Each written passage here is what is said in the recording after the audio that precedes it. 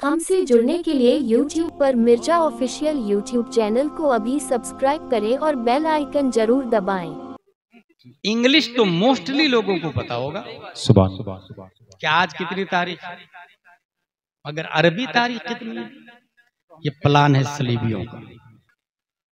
America में बैठ के प्लान किया, स्पेन में मीटिंग हुई और ये कहा कि अगर टर्की से इस्लाम का खात्मा करना हो तो उसमें 9 कानून लागू किया जाए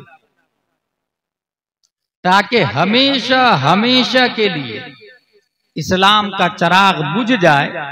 ना कोई अर्तुगरुल गाजी पैदा हो, ना कोई इब्ने अरबी पैदा हो और न ही दुनिया में कोई उस्मान सल्तनत उस्मानिया की नशअत सानिया करने के बारे में सोचे। और वो 9 कानून क्या है जो इस्लाम को डैमेज करने के लिए है? यही मेरी तकरीर है। नंबर 1, दस्तूर से सरकारी मजहब इस्लाम की शिक को खारिज कर दी जाए। पार्लियामेंट में इस्लाम का नियम नहीं होगा। सुप्रीम कोर्ट में मुफ्ती नहीं जज बैठेगा। फैसला कुरान और हदीस के हिसाब से नहीं, कॉन्स्टिट्यूशन ऑफ टर्की के हिसाब से होगा। क्योंकि अगर सिस्टम में वो रहेंगे तो जो मन में आएगा वो करेंगे। पावर उसके पास है। जुर्म को हाथ से राइज करना बहुत इजी है। जिन लोगों ने तारीखे वहाबियत पढ़ी है उसे पता है आले सऊद को अपनी बेटी देकर मोहम्मद बिन अब्दुल वहाब नजदी ने वहाबियत को 100 से ज्यादा स्पीड में नजद और मुजाफात में राइज किया था। क्योंकि गवर्नमेंट अगर हमारे साथ में होगी तो जुर्म जुर्म ही नहीं रहेगा बल्कि वो हुस्न और नेकियों में तब्दील होकर राइज होने लग जाएगा। सिस्टम में इस्लाम नहीं होना चाहिए, पहला कानून था। इसका मतलब ये हुआ अगर हम यूपी में इस्लाम को जिंदा रखना चाहते हैं तो सिस्टम में हमारा वजूद चाहिए, सिस्टम में हमें दखील होना चाहिए, सिस्टम में हमारा नियम होना चाहिए। दूसरा कानून, मुल्क भर में दीनी मदारिस और खानकाहों पर पाबंदी लगाकर मजहबी तालीम को ममनू करार दी जाए। कोई मदरसा नहीं चलेगा, कोई मजहबी तालीम नहीं होगी, कहीं कुरान शरीफ और दरसे निजामी और बुखारी और मुस्लिम की तालीम नहीं होगी।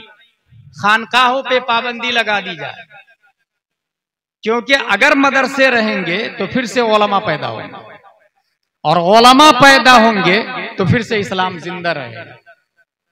इसी से ये पता चला अगर यूपी में हजारों घर टूट जाए फर्क कम पड़ता है, मगर मदरसे की एक भी ईंट टूट गई इस्लाम की बिल्डिंग मुतजलजल हो जाती है। खानकाहों पे पाबंदी, मजहबी तालीम पर पाबंदी। इसका मतलब यह हुआ कि अगर यूपी में इस्लाम को जिंदा रखना चाहते हैं तो हर शख्स पर लाजिम है कि वो मजहबी तालीम हासिल करे। और मजहबी तालीम कुरान शरीफ सिर्फ पढ़ने का नाम नहीं। हम में मोस्टली लोग ये समझते हैं मेरा बेटा मेरी बेटी कुरान शरीफ पढ़ती है ना, दीनी तालीम हो गई ना। किसने कह दिया भाई ये 3 दीनी तालीम है, कुरान शरीफ सिर्फ पढ़ना? Reading Holi Quran it is not education. Understanding का नाम तालीम है, रीडिंग का नाम तालीम नहीं। कुरान शरीफ समझने का नाम तालीम है, पढ़ने का नाम तिलावत है। सवाब मिलेगा लेकिन इनकलाब नहीं आए, जहालत का खात्मा नहीं हो, सिस्टम में चेंजिंग नहीं आए।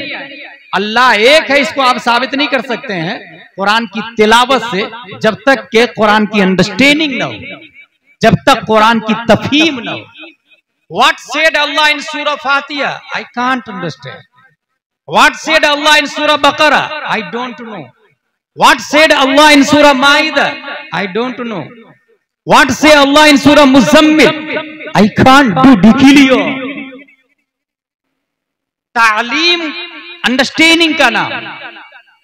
शादी ब्याह के मौके से भी लोग लड़का देखते हैं या लड़की देखते हैं, लड़का में तो कम, लड़की देखते समय ज्यादा। स्कूल तो पढ़ी है ठीक है, लेकिन दीनी तालीम है कि नहीं? बोले हाँ है ना। कुरान शरीफ मेरी बेटी 5 बार पढ़ ली है। भाई साहब 5 बार नहीं 50 बार भी पढ़ ले, ये दीनी तालीम नहीं है।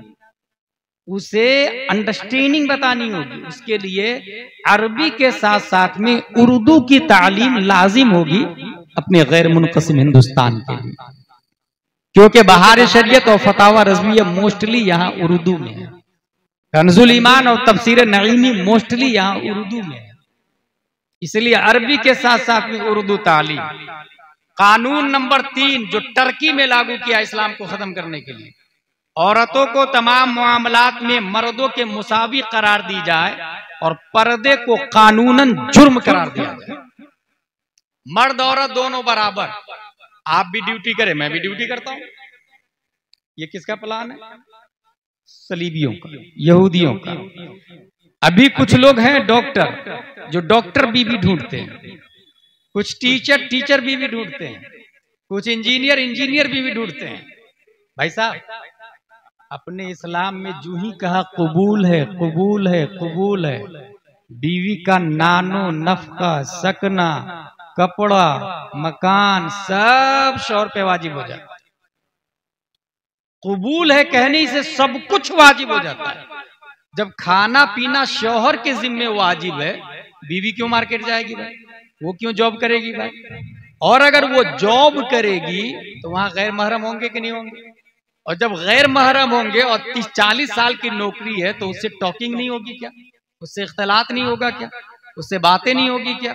और अगर बात फिजिकल में बदल जाए तो पार्लियामेंट ऑफ इंडिया बोलता है यह हराम थोड़ी है। It is called living relationship. ये जायज है, माज़अल्लाह रब्बिल आलमीन। ये इंडिया का कानून बोलता है। और इसी हरामी बच्चों की तादाद में इजाफा करने के लिए ये प्लान दुनिया में लॉन्च किया है सलीबियों, क्योंकि वो बेहया होते हैं। यही वजह है कि उतुल्लिम बादा ज़ालिका ज़नीम से मुफस्सिरीन ने इस्तिदलाल किया है, जो नबी का गुस्ताख होता है वो वलदु ज़िना होता है।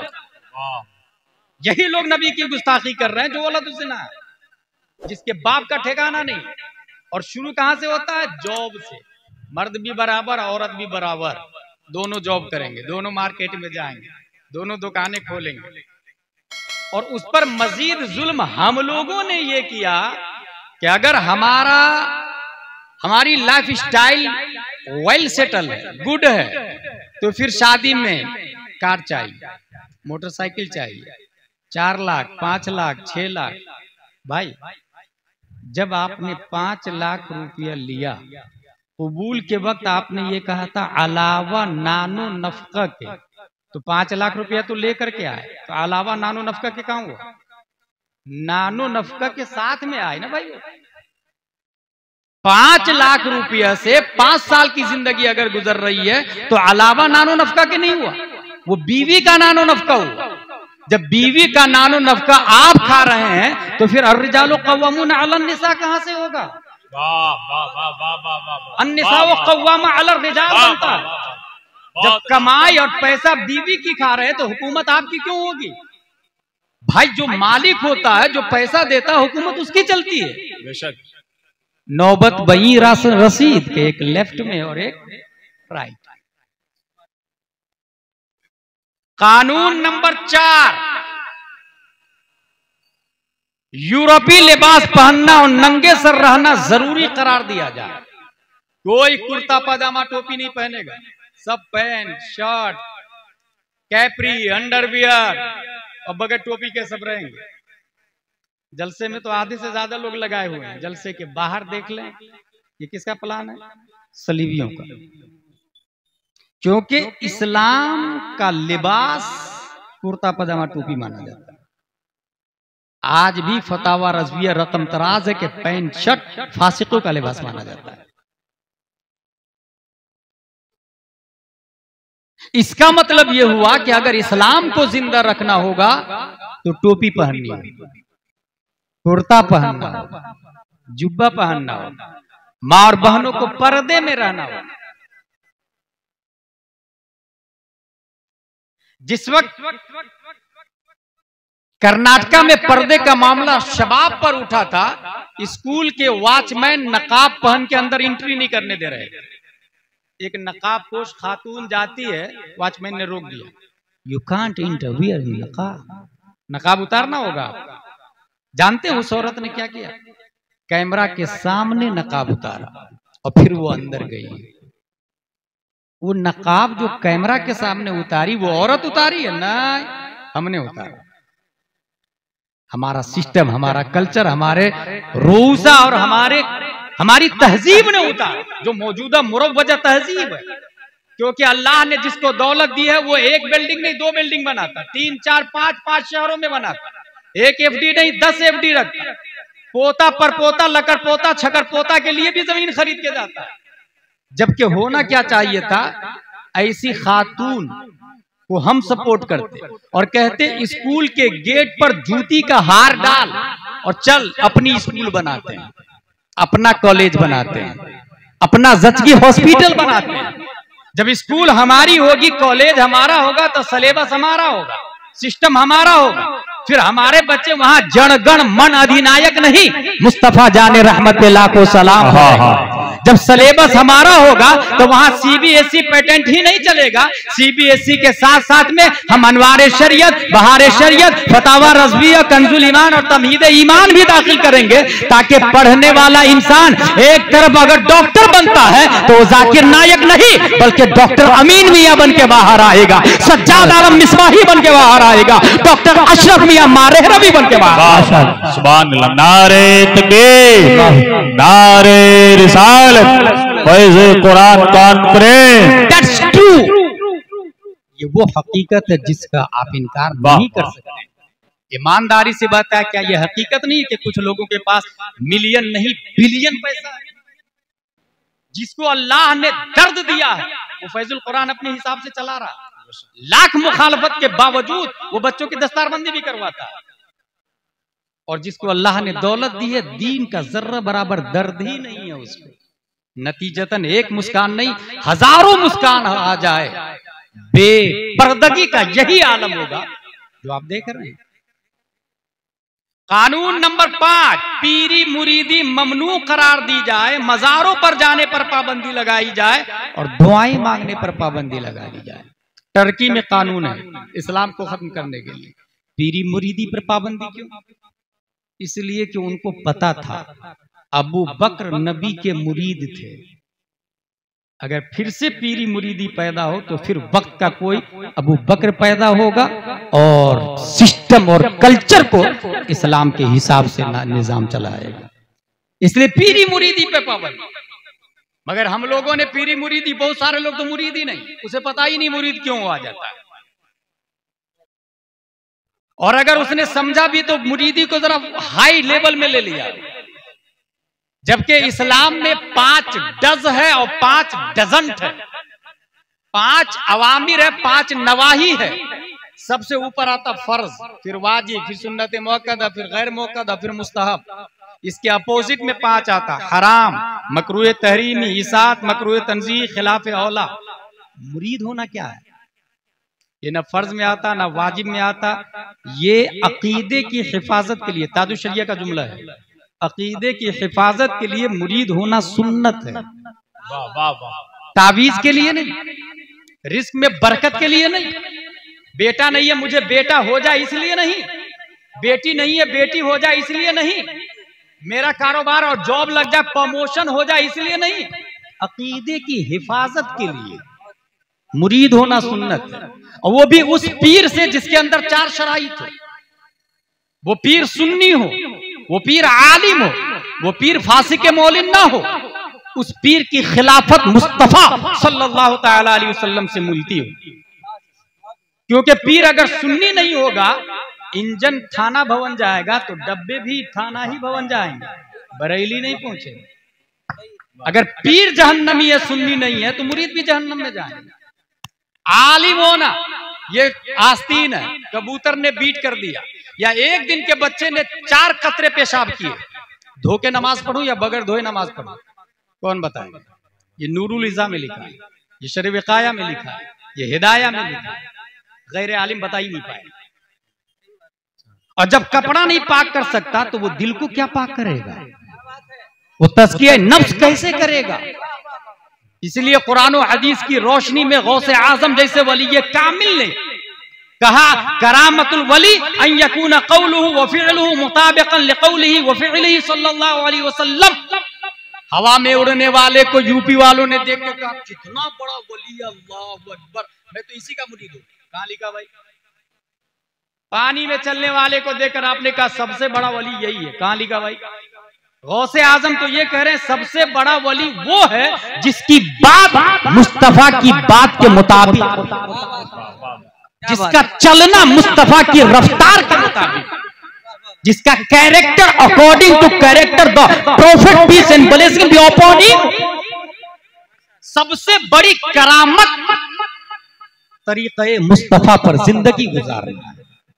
एक इंसान सुन्नत के मुताबिक नमाज पढ़ा, सुन्नत के मुताबिक बैठ करके खाया, आपने खाते हुए देखा सुन्नत के मुताबिक, उसको बड़ा वली नहीं माने, लेकिन उसने झाड़ को चला दिया तो कहेंगे बड़ा वली। गलत, बिल्कुल गलत सोच है।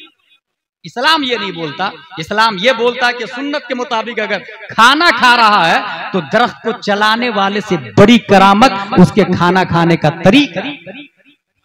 ये गौसे आजम के इस सेंटेंस से गुलाम जिलानी अज़हरी जिम्मेदार उलमाए किराम की मौजूदगी में जिम्मेदारी के साथ,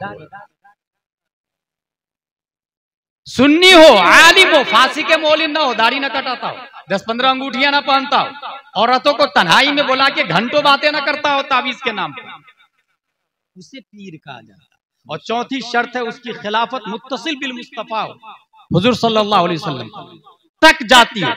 और इन चारों शराइत को अगर मैं एक जगह कर दूं तो दुनिया ओवैस मुस्तफा के नाम से याद है। मजीद मुस्तजाद ये कि इल्मे मुस्तफा भी, खिलाफत मुस्तफा भी, साथ में खूने मुस्तफा भी, तक़वाए मुस्तफा भी, तहारत मुस्तफा भी, पाकीज़गी मुस्तफा भी, तक़द्दुस मुस्तफा भी। हिंदुस्तान के बड़े बड़े उलमा जिनके तकवा के सामने रुजू करते हैं, दुनिया वैसे मिल्लत के नाम से। सुभान अल्लाह, सुभान अल्लाह। हासिल ये अकीदे की हिफाजत के लिए सुन्नत कानून 5वां चल रहा था ना, मज़ारों पे नहीं जाएंगे। टर्की वालों ने ये कानून लगाया, क्यों? हम लोगों को नहीं पता, मगर उन लोगों ने ये पढ़ लिया था कि मज़ार के अंदर वाले मज़ार के बाहर वाले से ज्यादा ताकतवर होते हैं। अंदर रहने वाले बाहर रहने वाले से ज्यादा पावरफुल होते हैं। ये जुमला सुना था आपने? जबकि मुल्ला अली कारी ने शरीह मिशकात में बरसों पहले लिखा है, अन्नुफुसुल कुदसिय्या इदा तजर्रदत अनिल अलाइक़िल बदनिय्या इत्तसलत बिल मलाइल आला फलम यबqa लहा हिजाब फतरा व तस्मा कल मुशाहिद। एक नेक आदमी जब मरता है तो उसकी रफ्तार भी बढ़ जाती है, ताकत तो कुव्वत भी बढ़ जाती है। वो रहे मशरिक में, वहीं से मगरिब में मुरीदों की मदद करना शुरू कर देता है। इसलिए मज़ारों पे जाने पे पाबंदी। शायद के 10 मिनट के अंदर अंदर मेरी गुफ्तगू पूरी हो जाएगी।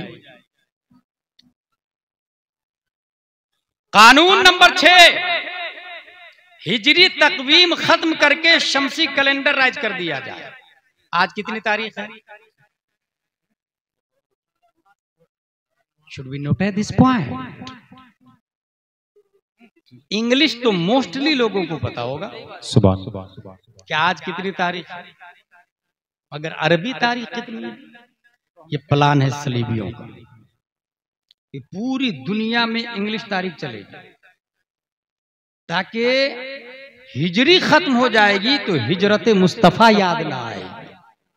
हिजरी खत्म हो जाएगी तो जिसने हिजरत को, हिजरी कैलेंडर को राइज किया, वो उमर फारूक आजम की याद और नामो निशान खत्म हो जाए। इसलिए उसने कहा शमसी कैलेंडर राइज किया जाए, हिजरी कैलेंडर नहीं। कानून नंबर 7, जुमा की छुट्टी खत्म करके एतवार की छुट्टी का ऐलान किया जाए। जुमा की छुट्टी नहीं होगी, अपने इंडिया में बच्चे पढ़ते हैं, आप जाके पूछे बेटे क्या पढ़ाई चल रही है और कैसी क्लासें चलती है, कब कब पढ़ाई होती है, वो बोलेंगे Monday Tuesday Wednesday Thursday Friday Saturday class लगती है, संडे को छुट्टी होती है। ये प्लान सलीबियों का जानते हैं क्यों? क्योंकि जुमा हफ्ते की ईद है और जुमा की तकरीर मिंबरे मस्जिद से इमाम वही बात बोलता है जो 1400 साल पहले मस्जिद नबवी से प्यारे मुस्तफा बोलते थे। 7 दिन में कुफरो शिर्क फिस्को फुजूर के असरात से अगर आपका दिल मुतासिर हो जाए, जुमा की तकरीर सुन के वो डस्ट साफ होगी, वो कुदूरत खत्म होगी, वो आलूदगी खत्म होगी, दिल आईना की तरह साफो शफाफ होगा। ये कब होगा? जब जुमा को छुट्टी होगी, जुमा को तकरीर सुनेंगे तब ना। उसने कहा छुट्टी पे पाबंदी लगा दी जाए, संडे को छुट्टी होगी। नतीजतन मोस्टली लोग जो जुमा में जाते हैं वो तकरीर खत्म होने के बाद में जाते हैं। अरबी खुतबा शुरू होता है तब पहुंचते हैं, कुछ लोग तो वो भी छोड़ देते हैं। हालांकि मुझसे अच्छी तकरीर जुमा के खतीब साहब करते हैं और एक जुमा में एक तकरीर आधे घंटे की हुई, दूसरे जुमा में दूसरी आधे घंटे की तकरीर होगी। मैं एक तकरीर इंडिया में कई जगह कर लेता हूं, 30-40 हजार रुपया नजराना लेगा, मगर आधे घंटे की तकरीर हर जुमा में नहीं, इमाम साहब को कोई 100 रुपया मुसाफा देने को भी तैयार नहीं है। सोचे कि किसी भेड़ चाल में तो नहीं चल रहे हैं, किसी गलत ट्रैक पे तो नहीं चल रहे हैं। जबकि आप जुमा में जाते, आपके इमाम साहब जो नई तकरीर करते हैं, एक जुमा में 4 मसाला भी सीखते, हफ्ते में 4 जुमे हैं, 4 को 4 से इंटू करे कितना हुआ? 16। बुढ़ापे में हजारों मसाइल के अल्लामा बन के मरते आप, मगर ये तौफीक नहीं होती। ये प्लान सलीबियों का है, जद में हम लोग आए। कानून नंबर 8, अरबी जुबान में कुरान की इशाअत पर पाबंदी लगा दी जाए। अपने यहाँ कुछ लोग हैं ना, I have knowledge about Holi Quran in English language. मुझे आती ना, कुरान पढ़ना आता ना, इंग्लिश में आता है ना। भाई साहब, इंग्लिश में लिखना ही हराम, हिंदी में लिखना ही हराम, फारसी में लिखना ही हराम, बल्कि रस्म उस्मानी की इत्तेबा वाजिब करार दी गई। हमारे उलमा जानते हैं अरबी लिखने की 8 किस्में, खत्ते रोका है, खत्ते कूफी है, खत्ते उस्मानी है। उसमें सिर्फ एक राइटिंग में कुरान लिखने की इजाजत दी गई है ताकि कुरान खलत मलत न हो, कोई नुक्ते में तब्दीली न कर दे। मगर यहाँ लोग स्मार्ट बनते हैं, इंग्लिश में कुरान पढ़ेंगे, हिंदी में कुरान पढ़ेंगे। और इंग्लिश और हिंदी में ईमानदारी से बताए कि नारा जुबानदार से मिलकर वाद अदा होता है। इंग्लिश में कैसे करेंगे? राल में तमीज कैसे करेंगे? जा में तमीज कैसे करेंगे? ज़ा में कैसे करेंगे? जीम में कैसे करेंगे? इसलिए पाबंदी लगा दी। और अगर उसका मंशा ये है, उसकी मंशा ये है कि अगर अरबी से हटा दिया जाए कुरान को, तो जिस तरह तौरात और इंजील को हम बदल डाले, कुरान को भी बदल डालें। इसलिए मजबूती के साथ अरबी वाला, ओरिजिनल वाला पढ़े। कानून नंबर 9, नमाज टर्की जुबान में पढ़ी जाएगी, अरबी में कुरान कोई नहीं पढ़ेगा। नमाज में अत्तहियात है ना, सूरह फातिहा ना, टर्की में पढ़ेंगे। नियत बांधते हैं अपने लोग, नवाइतु अनुसल्ली लिल्लाहि तआला रकअतै सलातिल फज्र फर्दुल्लाहि तआला यक्तदैतु बिहादल इमाम मुतवज्जिहन इला जिहतिल काबति शरीफा अल्लाहु अकबर। ये अरबी है। वो ये कह रहा कि टर्की में कहो, जैसे इंडिया में कहेंगे अल्लाह बड़ा है, टर्की जुबान, हिंदी वाला हिंदी में, इंग्लिश वाला इंग्लिश में, ताकि और रूहे नमाज खत्म हो जाएगी तो नमाज जो मोमिनों की मेराज है ऑटोमेटिक खत्म हो जाएगी। इदा फाता शर्त फातल मशरू। ये 9 कानून लागू किए गए थे इस्लाम को टर्की से खत्म करने के लिए। अगर अपने यूपी में इस्लाम को बचाना है तो इस 9 कानून का उल्टा करना होगा, और उसके लिए बहुत आसान तरीका है। अपने इमाम साहब पर तवज्जो दे, मस्जिद से ज्यादा, क्योंकि 3 करोड़ की मस्जिद आपने बनाई, 3 बिलियन की मस्जिद आपने बनाई। जाके मस्जिद से कहे, मस्जिद मस्जिद वुजू में कितने फराइज है बताइए ना, मस्जिद बताएगी। मस्जिद के मिंबर से जाके कहे सुन्नी और देवबंदी में क्या फर्क है, मिंबर बोलेगा मस्जिद की दीवार से जाके कहे आला हजरत सुन्नियों की जान और अलामत है, इसकी क्या दलील है? ये मेहराब बोलेगा, ये दीवार बोलेगी। मस्जिद साइलेंट है, वायलेंट इमाम है। मस्जिद साकित है, नातिक इमाम है। मस्जिद खामोश है, बोलता इमाम है। मस्जिद अगर 3 बिलियन की हो, इमाम नाजरा खा हो, तो ना अयोध्या की जहालत खत्म होगी, ना यूपी की जहालत खत्म होगी, ना मोहल्ले की जहालत खत्म होगी। और अगर मस्जिद खजूर की छत तना शाख की बनी हुई हो और इमाम इमामुल अंबिया हो, तो मुक्तदी अबू बकर पैदा होते हैं, उमर पैदा होते